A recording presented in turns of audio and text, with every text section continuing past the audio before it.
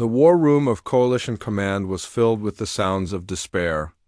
Holographic screens showed burning cities, fleeing ships, and the cold black shapes of enemy vessels. High Chancellor Thesic stood at the center of it all, his forearms hanging limp at his sides. His gray skin had turned pale. He had seen many battles in his long life, but he had never seen defeat come so quickly. "Velroth 7 will fall within 6 hours," said one of his advisors. The advisor's voice was flat, empty of hope. "The Drekari fleet numbers over 400 ships. Our nearest forces are 3 days away." Thesic closed his large eyes. Velroth 7 was a refugee moon. 2 million innocent souls lived there, families who had already fled from other conquered worlds.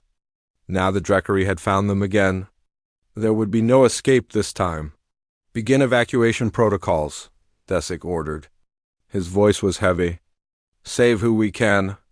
Chancellor, there is no time. The transport ships cannot—" "I know," Thesic cut him off. "I know. But we must try."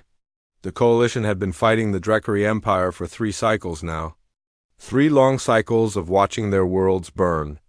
The Drekari were stronger, faster, and more brutal than any enemy the Coalition had ever faced. Their warships were built for one purpose: destruction. And they were very good at it. In the corner of the war room, a human stood quietly. Ambassador Yun Taiwo was a small man with kind eyes and gray hair. He wore a simple dark suit. Among the tall, colorful alien diplomats around him, he looked almost invisible. The Coalition members often forgot he was there. Humans were new to the galaxy. They had only discovered faster-than-light travel 8 years ago. In Coalition terms, they were babies, young species still learning to walk among the stars. Most Coalition members saw them as primitive, unimportant. Some even pitied them. Taiwu had listened to the reports without speaking. Now he stepped forward. "High Chancellor," he said softly, "may I offer a suggestion?" Thesic looked at the human with tired eyes. "Ambassador Yun, this is not the time for— Humanity would like to help." A few of the alien advisors laughed. It was not cruel laughter, just surprised. What could humans possibly do? Their tiny fleet of exploration vessels? Their primitive weapons? "Ambassador," said Thesic gently, "we appreciate the offer. But the Drekari have 400 warships. Your people have what? A dozen small vessels? This is not a fight you can join." Taiwu smiled. It was a strange smile, patient, knowing. "High Chancellor, with respect, you have never seen humanity fight." The war room fell silent. There was something in the human's voice that made everyone stop. Something old and heavy, like a weight carried across centuries. "We did not come to the stars because we were peaceful," Taiwu continued. "We came because we survived. For 10,000 years, humans fought each other. We built weapons that could destroy cities in seconds. We created machines of war that darkened our skies and poisoned our waters. We nearly ended ourselves a dozen times." He paused, looking around at the alien faces watching him. "When we finally reached space, we made a promise. Never again would we use our weapons against each other. But we did not forget how to build them. We did not forget how to fight." Thesic leaned forward. There was something in the human's eyes now, something that made the ancient chancellor feel very young. "What are you saying, Ambassador?" Taiwu reached into his pocket and pulled out a small communication device. "I'm saying that humanity has been preparing. Quietly, carefully, we watched the Drekari grow stronger. We saw how the Coalition struggled. And we built something—" "Built what?" The human pressed a button on his device. A single word went out across the stars, carried by signals faster than light. "High Chancellor, have you ever wondered why humans took so long to join the galactic community? Why we stayed quiet on our little blue world while empires rose and fell around us?" Thesic said nothing. He found that he could not speak. "We were building," said Taiwu. "And now we are ready." A new alarm sounded in the war room. One of the advisors rushed to a screen, then froze. "Chancellor, something just dropped out of hyperspace near Velroth 7. Drekari reinforcements?" "No, sir. We don't know what it is." The signature is unlike anything in our records. The main holographic display flickered, then showed a new image. Every being in the room stopped breathing. It was a ship, but calling it a ship was like calling a storm a breeze. It was massive, over 2 kilometers of black metal and sharp angles. Weapons covered its surface like thorns on a vine. It moved through space with the slow, terrible grace of a predator that knew it had no enemies. "What is that?" whispered the SSIK. Ambassador Yun Taiwu looked at the image of humanity's creation. His smile faded, replaced by something more solemn. "That is the UES Indomitable," he said quietly. "Our first true warship." And High Chancellor... He turned to face the alien leader. "She is not alone. 12 more like her wait in Earth's orbit. We hoped we would never need them. But today, Velrith 7 needs them. Today, your people need them." On the screen, the Indomitable turned slowly toward the Dreckery fleet.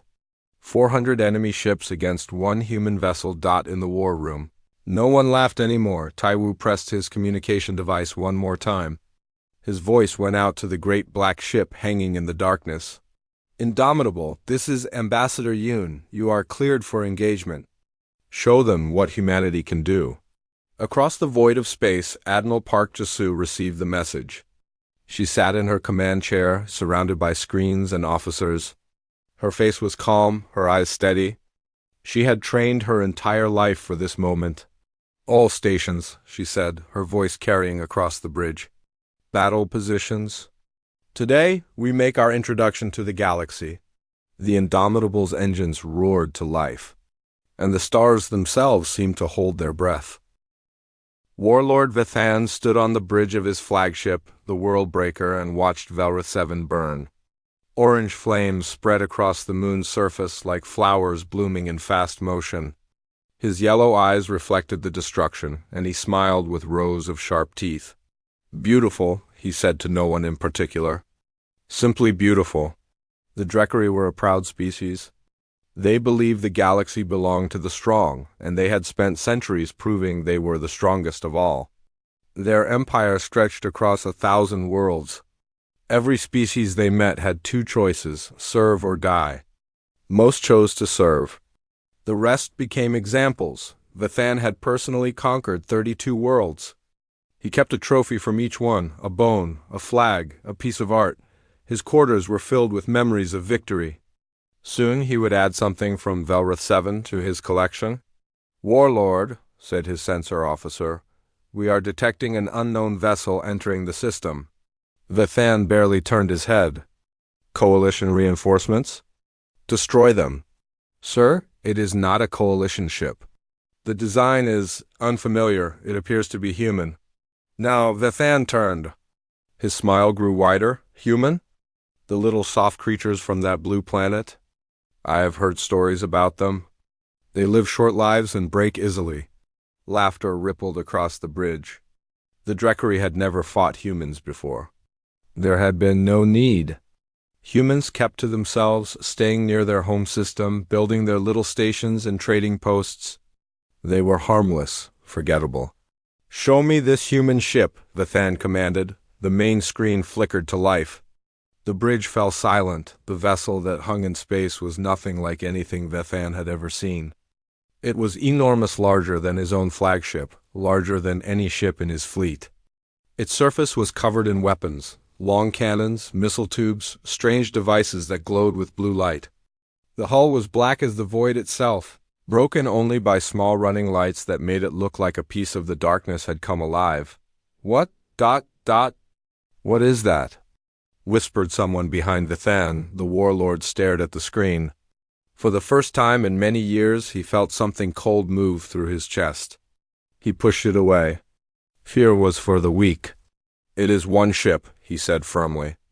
"We have 400. Destroy it." Before his officers could respond, a transmission cut through their communications. A human voice, calm and clear, spoke in perfect Dreckery language. "This is Admiral Park Jasu of the United Earthship Indomitable. You are attacking a civilian population under coalition protection. You have 30 seconds to withdraw from this system. This is your only warning." Vithan's officers looked at him. Waiting, the warlord laughed. It was a loud, harsh sound that echoed across the bridge. 30 seconds? One ship gives us 30 seconds? He shook his head. These humans are either very brave or very stupid. All ships, open fire. Turn that thing into dust? Across the Dreckery fleet, 400 warships responded. Plasma cannons charged with deadly energy. Missile bays opened like hungry mouths. In seconds, thousands of weapons locked onto the single human vessel. They fired. The space between the fleets lit up with streaking bolts of green plasma and trails of white missiles. It was a wall of destruction, enough firepower to crack a small moon. Vithan leaned forward in his command chair, eager to watch the human ship die. The Indomitable did not move. It did not try to dodge or flee. Instead, small turrets across its hull came to life.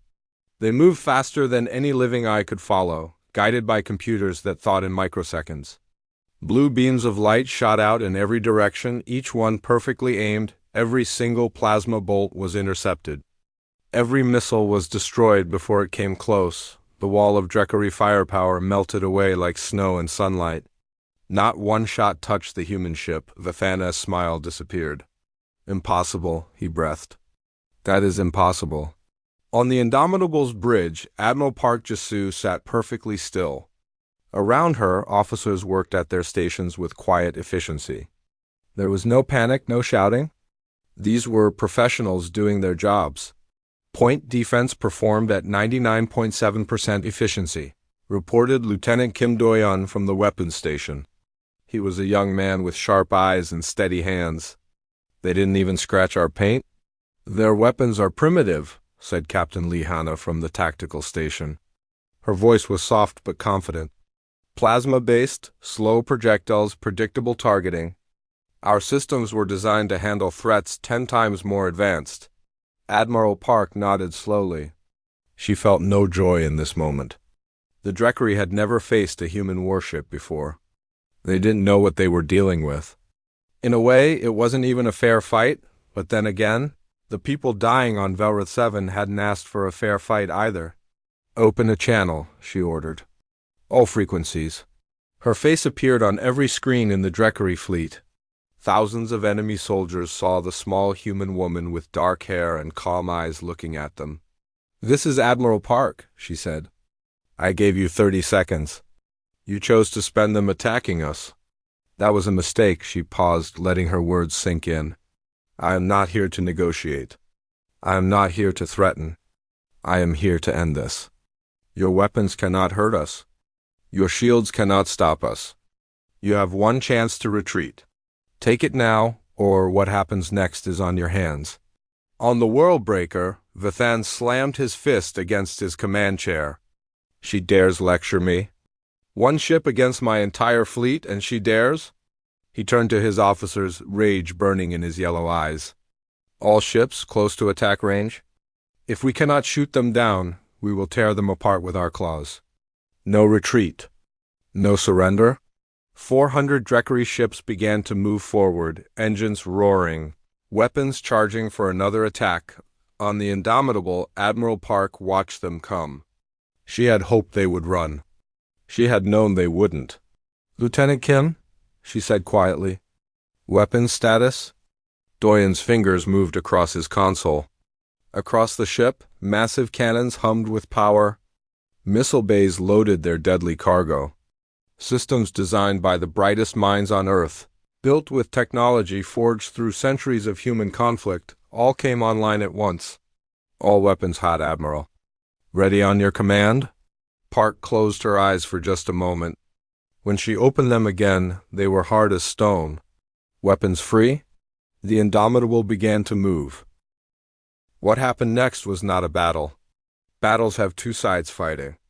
Battles have moments of doubt, times when victory could go either way. What happened above Velroth 7 was something else entirely. It was a lesson. The Indomitable's main cannons fired first. They did not shoot plasma or lasers like the alien weapons. They shot simple metal slugs, each one the size of a small car. But these slugs moved at 30% of the speed of light. At such speeds, the slugs did not need explosives. Physics did the work. When the first round hit a Dreckery cruiser, it did not punch through the hull. It erased the ship from existence. One moment the cruiser was there.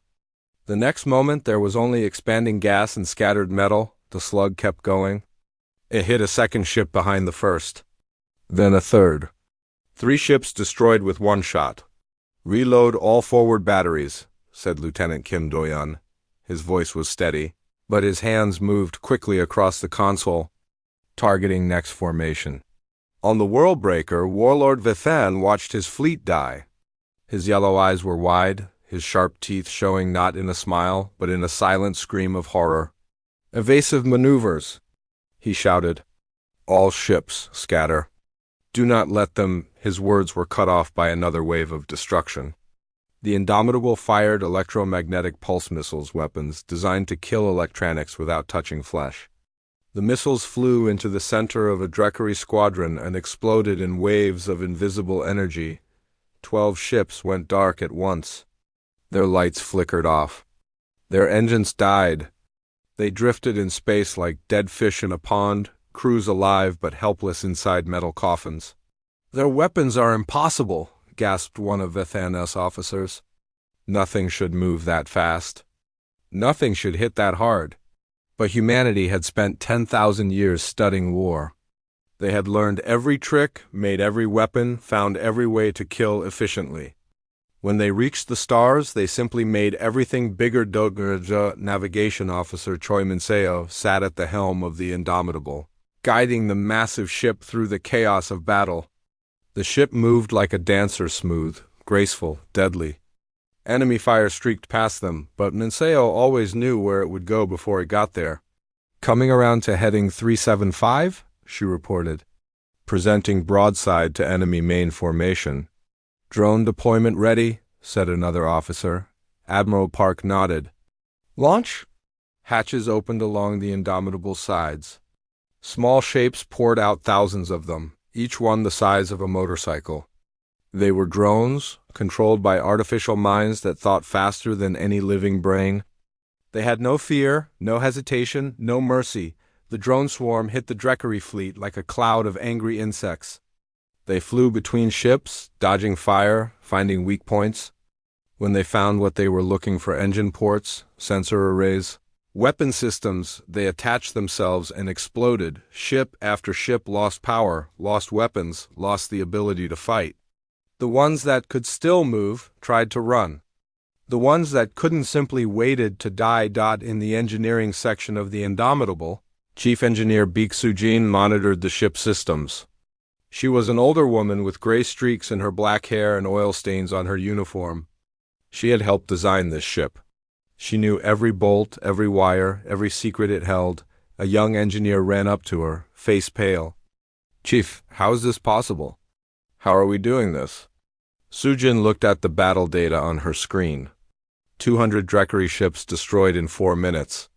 Another 100 disabled. The rest were trying to flee.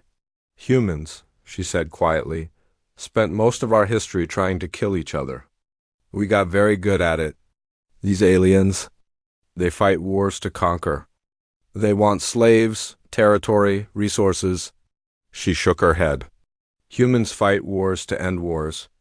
We build weapons not to control, but to destroy so completely that no one ever wants to fight us again." She pointed at the screen. "The Dreckery never faced anything like us. They never even imagined something like us could exist." On the bridge, Admiral Park watched the numbers change. 300 ships destroyed or disabled. The battle had lasted 7 minutes. "Admiral," said Captain Lee Hanna, "the enemy flagship is attempting to retreat." "Orders."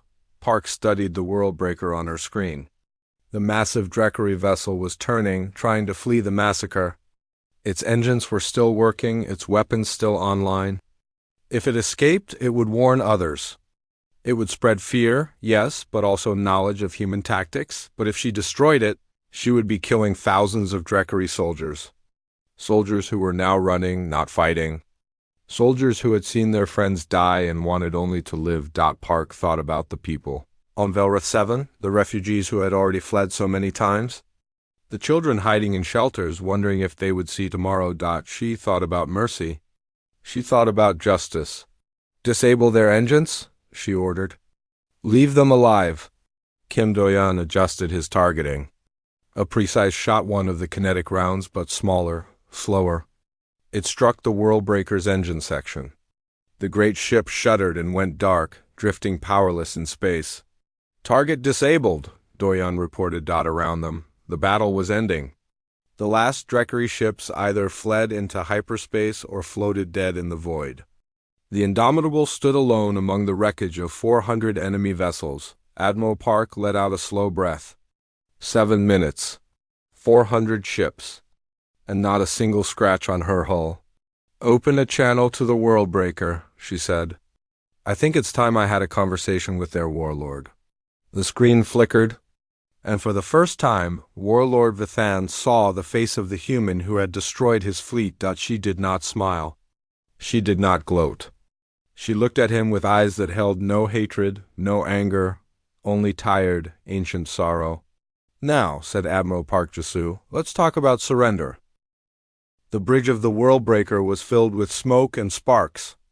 Emergency lights painted everything in angry red. Warlord Vithan stood among the ruin of his command center, staring at the human face on his cracked view screen. Admiral Park Jasu looked back at him calmly. Behind her, he could see her officers working quietly at their stations. No celebration. No cheering. Just professionals finishing a job. You, Vithan growled. His voice shook with rage and something else, something he had not felt in many years. What are you? I am Admiral Park Jasu of the United Earthship Indomitable, she replied. Her voice was soft but clear. And you are Warlord Vithan of the Drekari Empire. You came here to destroy a world of refugees. You failed. Vithan slammed his clawed fist against the nearest console. It shattered under the blow. Failed? One have 400 ships. You had 400 ships, Park corrected him gently. Now you have wreckage and survivors. The survivors will be allowed to leave. The wreckage will stay as a reminder. On the Worldbreaker's bridge, Drekari officers looked at each other. Some were injured, bleeding green blood onto the metal floor. Others simply stared at the human on the screen, unable to understand what had happened. They had been the hunters. They had always been the hunters. How had they become the prey? Your species, Vithan said slowly, is young. You have only been in space for a few years? How is this possible? Admiral Park was quiet for a moment. When she spoke, her voice was heavy with the weight of history. Warlord, humanity did not suddenly become dangerous when we reached the stars. We have always been dangerous. For 10,000 years, we fought each other with everything we had. Swords, guns, bombs that could destroy cities. We created weapons that poisoned the very air we breathed. We built machines that could end all life on our planet. She paused. We nearly did more than once. Vithan listened. Around him, his surviving officers listened too. When we finally found peace among ourselves, Park continued, we made a promise. We would never use these weapons against each other again. But we did not destroy them. We did not forget how to make them. We kept the knowledge. We improved it. We prepared. Prepared for what? For someone like you? Park's eyes hardened slightly. We hoped we would never meet a species that enjoyed conquest and cruelty. We hoped the galaxy would be full of peaceful civilizations who wanted only trade and friendship. But we prepared for the opposite. And today our preparation proved necessary. Vithan felt something cold settle in his stomach. He finally understood. Humans were not young warriors finding their strength. They were old killers who had learned to hide their claws. What do you want? He asked finally. I want you to leave, said Park. Take your surviving ships and go. Return every world you have taken from the Coalition. Never threaten human-protected space again. And if I refuse? Admiral Park tilted her head slightly. Then I stop being polite. The words hung in the air like a blade waiting to fall. Vithan looked at his broken bridge, his wounded officers, the darkness where his fleet used to be. He had always believed that strength was everything. The strong took what they wanted. The weak served or died. It was the natural order, but now he had met something stronger. And he understood with terrible clarity that the humans were not bluffing. "I accept your terms," he said. The words tasted like ash in his mouth. Admiral Park nodded once. "A wise choice. Medical ships will arrive shortly to help your wounded. You will be escorted to the edge of Coalition space. Do not return." The screen went dark. Far away at Coalition Command, High Chancellor Thesic watched the recordings of the battle with his large eyes wide. Around him, diplomats and military officers from a dozen species stood in shocked silence. They had seen impossible things. A single ship destroying 400. Weapons that moved faster than thought. Technology so advanced it might as well have been magic? "How long did the battle last?" Thesic asked quietly. 7 minutes, Chancellor," replied an aide. The human vessel suffered no damage. Thesic turned away from the screen. Ambassador Yun Tai-Wu stood nearby, his hands folded, his expression calm. "Ambassador," said Thesic, "I owe you an apology.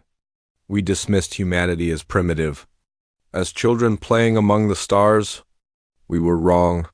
Tai-Wu shook his head gently. "No apology is needed, Chancellor. We worked very hard to appear harmless.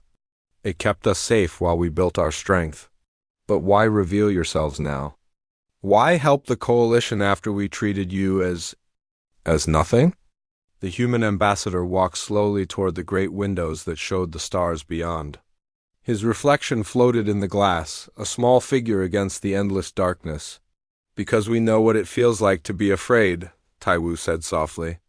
"We know what it means to watch your home burn while no one comes to help. We know the despair of facing an enemy you cannot defeat." He turned back to face the Chancellor. "Humanity does not want to rule the galaxy. We have no interest in conquest or empire. We just want to live in peace." His eyes grew serious. "But we have learned through centuries of blood and fire that peace must sometimes be defended, that the innocent need protectors, that someone must be willing to stand in the darkness and say, 'No further.'" Thesic was silent for a long moment. Then he asked the question that every being in the room wanted answered. "How many ships like the Indomitable do you have?" Tai-Wu met his gaze. The kindness in his eyes remained, but beneath it was something harder, something forged in the fires of human history. "Enough," he said simply. "We have enough." The word echoed through the silent room. On the bridge of the Indomitable, Admiral Park Jasu watched the Dreckery survivors begin their long retreat. She felt no victory, no pride. Only the familiar weight that came after battle. Captain Lee Hanna approached her quietly. "Admiral, the Coalition is sending messages of thanks. They want to celebrate us as heroes." Park shook her head slowly. "We are not heroes, Captain. We are soldiers. Heroes save lives without taking them. We ... She looked at the debris field where 400 ships used to be. "We do what is necessary." "That is all? The refugees on Velra 7 are safe because of us?" "Yes." Park turned away from the window. "And thousands of Dreckery soldiers are dead because of us. Remember both, Captain. Always remember both." The Indomitable hung in space, dark and silent. Around it, the wreckage of a fallen empire drifted slowly toward the stars. 6 months passed like a dream. The Dreckery Empire, once the terror of the galaxy, collapsed like a house built on sand. Without their military might, they had nothing. The species they had conquered rose up. The worlds they had stolen broke free. Within weeks, the great empire split into dozens of small factions, fighting each other over the scraps of what remained. News of the battle at Velra 7 spread across every star system. The recordings were watched billions of times. A single human ship destroying 400 Dreckery vessels in 7 minutes. It seemed impossible. It seemed like a fairy tale, but it was real. And nothing would ever be the same. At Coalition Command, a ceremony was held. Ambassador Yun Tai-Wu stood before the gathered representatives of 50 species. They looked at him differently now. Not with pity or dismissal, but with something between respect and awe. High Chancellor Thesic spoke the formal words. The Galactic Coalition welcomes humanity as a full member. Not as students or observers, but as equals. As protectors, Tewu bowed his head in acceptance. Humanity is honored. We will use our strength wisely. We will stand with you in times of peace and in times of war. Thesic leaned closer, speaking quietly so only Tewu could hear. I have studied your history, Ambassador. Your species nearly destroyed itself many times. How did you survive? How did you become this? Tewu thought for a moment before answering. We learned that strength alone is not enough. That victory without wisdom leads only to more war. Our ancestors made terrible mistakes. They built weapons that could end worlds, and they used them. His voice grew soft. But they also learned. They passed down their knowledge, not just of how to fight, but of when to fight. And more importantly, when not to. He looked up at the stars visible through the great windows of the chamber. We came to space hoping to leave our violent past behind. But we brought it with us anyway. The question is whether we use that violence to destroy or to protect. Today I believe we chose correctly. Far across the galaxy, the UES Indomitable floated in dry dock above Earth. The great ship that had changed everything was finally resting, its wounds being healed by hundreds of engineers and technicians. Admiral Park Jisoo walked through the corridors one last time. She ran her fingers along the metal walls, remembering the battle, remembering the silence afterward. Her boots echoed in the empty hallways. Captain Lee Hana found her standing on the observation deck, looking out at Earth below. Admiral, Hana said softly, the retirement ceremony is ready. Everyone is waiting. Park didn't turn around. I used to dream about commanding a ship like this. When I was young, I thought it would feel like glory, like triumph. And now? Now I know better. Park finally turned to face her former tactical officer. Her eyes were tired but clear. This ship is a weapon. The most powerful weapon humanity has ever built. It can protect millions. It can also kill millions. That weight never gets lighter, Captain. Hannah nodded slowly. She understood. In the months since Velroth 7, she had felt the same weight settling on her own shoulders. You did the right thing, Hannah said. Those refugees are alive because of you. The coalition is safe because of you. I know. Park managed a small smile. That's why I can retire in peace. The job is done. Now it's your turn, my turn? Park reached into her pocket and pulled out a small box. Inside was a new rank insignia, the mark of a ship commander. The UES Dauntless is waiting for its captain, said Park. She's the Indomitable sister ship. Just as powerful, just as deadly. And she needs someone who understands what that power means. Hannah took the box with trembling hands. Admiral, I don't know if I'm ready. No one is ever ready, Park said gently. But you will learn. Just like I did. Just like every commander before me. She placed her hand on Hannah's shoulder. Remember what we fight for? Not glory. Not conquest. We fight so that others don't have to. We carry the weight so that children on 100 worlds can look up at the stars without fear. Through the observation window, Earth turned slowly below them. Blue oceans, green lands, white clouds.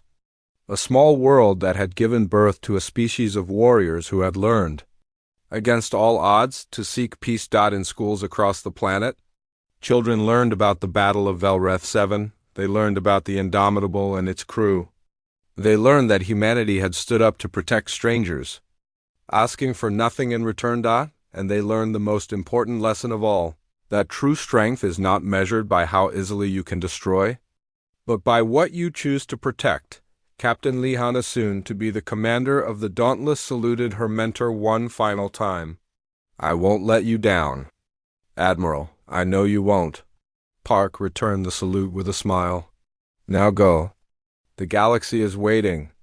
As Hannah walked away to begin her new chapter, Admiral Park Jisoo looked out at the stars one more time. Somewhere out there, species she had never met were living in peace because of what her ship had done. Children were growing up without fear of Dreckery raiders. Refugees were rebuilding their lives. She thought about all the battles she had fought, all the lives she had taken, all the lives she had saved. In the end, she decided. The math worked out. Around Earth's orbit, more ships like the Indomitable waited in silent rows. The dauntless, the resolute, the unconquered. 13 vessels of war, built by a species that had learned to hate war, ready to defend a galaxy that was only just beginning to understand what humanity truly was, not conquerors.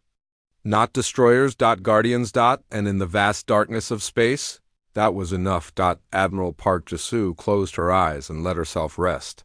Her war was over.